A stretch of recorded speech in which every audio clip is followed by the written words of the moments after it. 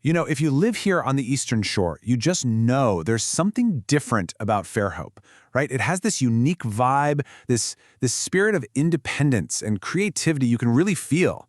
Well, today, we're going to pull back the curtain and tell the story of the woman who, you could argue, is the architect of that very spirit. So let's just ask the question straight up. What is it that gives Fairhope its soul?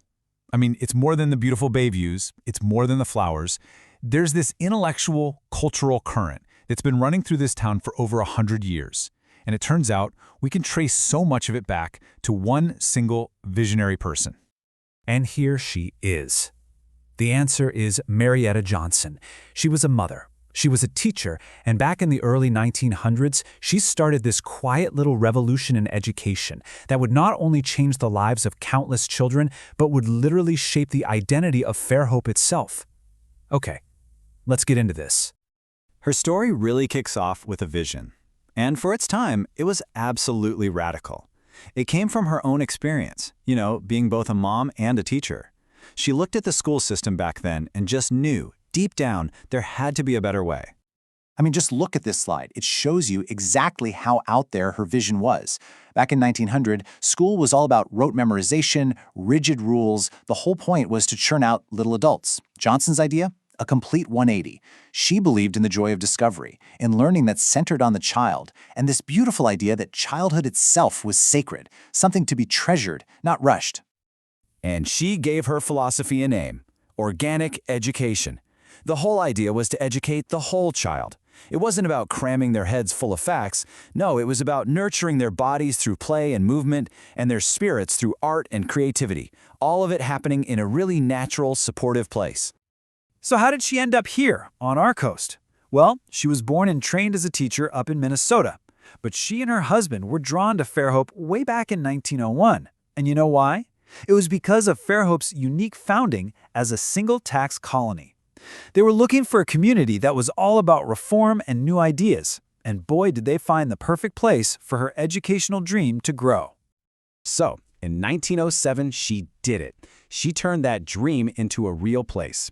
She founded the School of Organic Education right here in Fairhope, and let me tell you, it was unlike any school America had ever seen before.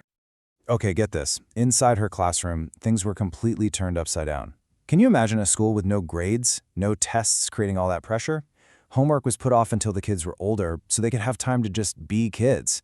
And things like folk dancing, making things with their hands, and just spending a ton of time outside, those weren't extras. They were a central part of learning.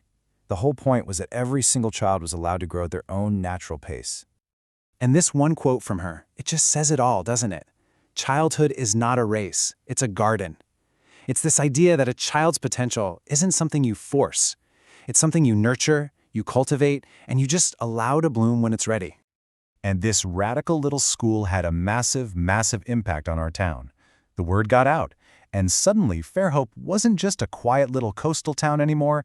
It became a destination, a magnet for progressive thinkers, for teachers who wanted to do things differently, for artists who wanted to be part of what was happening here.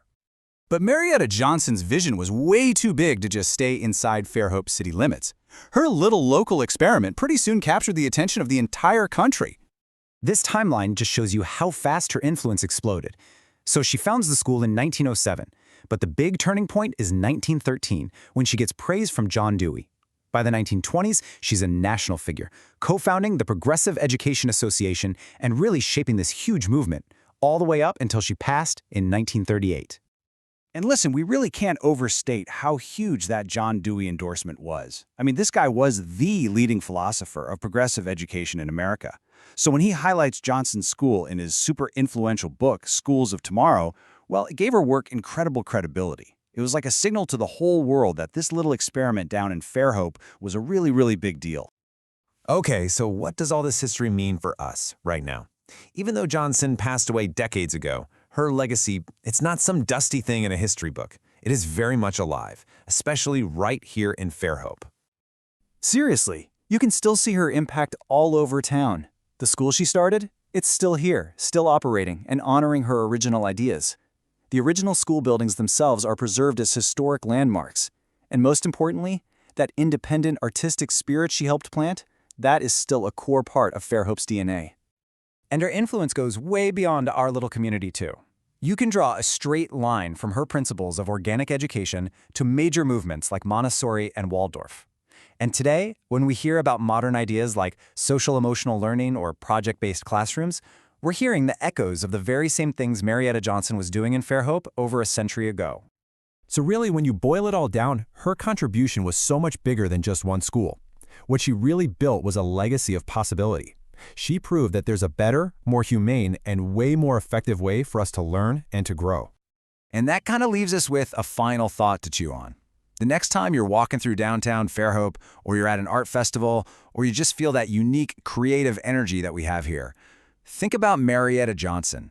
How does that garden she planted all those years ago continue to shape our life here on the Eastern Shore today?